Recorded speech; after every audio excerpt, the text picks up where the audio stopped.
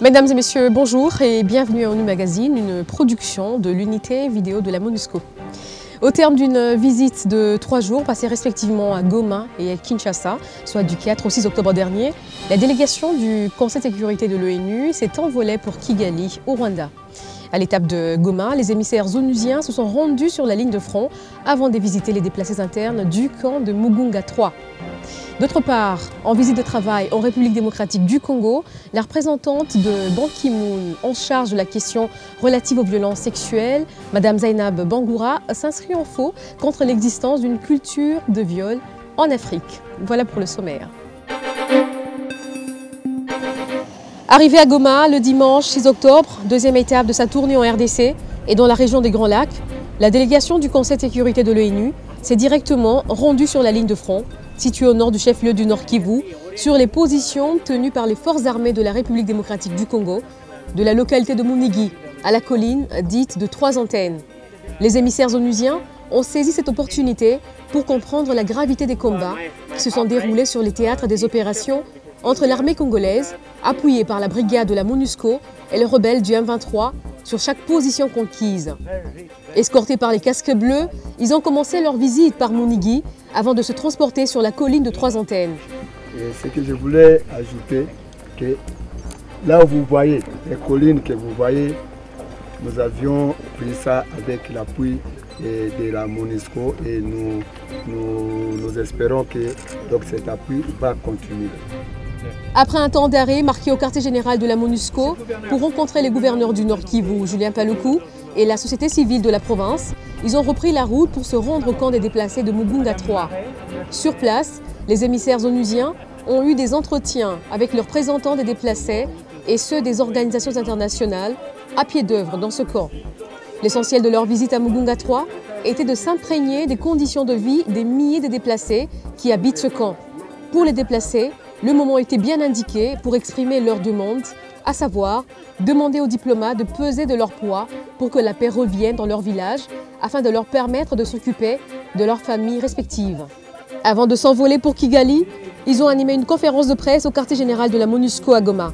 À cette occasion, les ambassadeurs de l'ONU ont appelé les Congolais à s'approprier le processus de paix initié par l'accord cadre dont la dynamique est déjà en place pour mettre fin au conflit qui secoue les pays dans sa partie Est.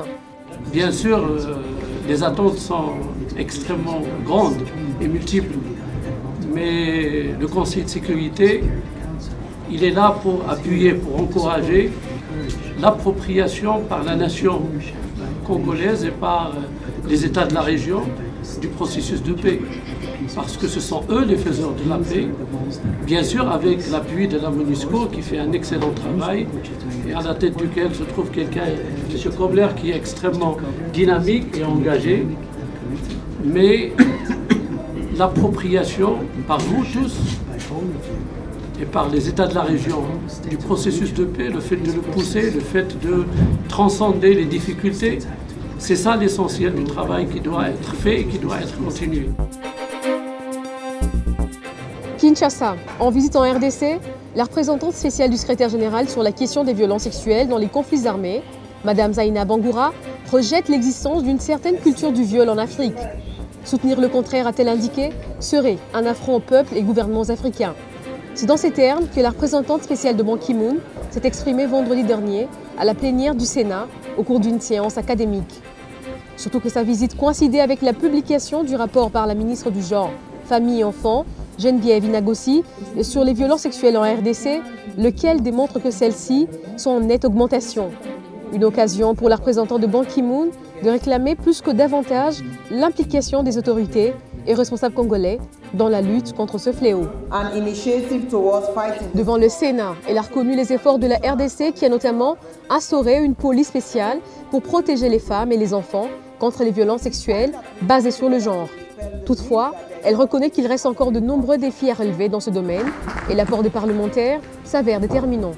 Par ailleurs, elle a encouragé le Sénat à voter le projet de loi créant des chambres spécialisées pour juger les auteurs de crimes de guerre, crimes contre l'humanité et crimes de génocide, une façon pour elle de mettre fin à l'impunité et de rejeter l'amnistie aux agresseurs. That's a decision for the DRC government. We as a UN will support what the DRC decides. Décoration conjointe des éléments des forces spéciales égyptiennes et ceux de l'unité constituée de la police de la MONUSCO.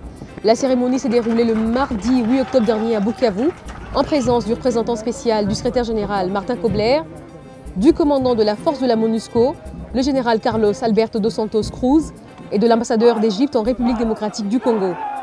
Pour marquer cet événement d'une pierre blanche, le bataillon d'infanterie des forces spéciales égyptiennes et l'unité constituée de la police MONUSCO avaient élaboré un programme spécial avec à son actif une parade militaire suivie d'une série de démonstrations, dont des exercices de maintien et rétablissement de l'ordre public et une intervention professionnelle destinée à libérer des otages.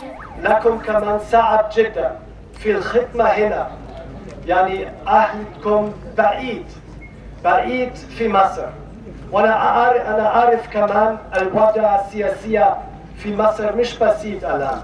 كان في مظاهرات، الوضع السياسي صعب، علشان كده أنا أفتكر صعب لكم جدا أنتوا تفتكروا لعهدكم.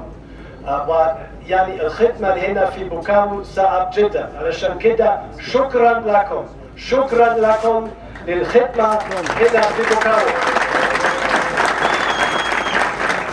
La MONUSCO va poursuivre la mise en œuvre de son mandat. Il n'est pas question de suspendre ses activités dans l'espace aérien du territoire de la RDC sous les menaces d'un quelconque groupe armé, soit-il le M23.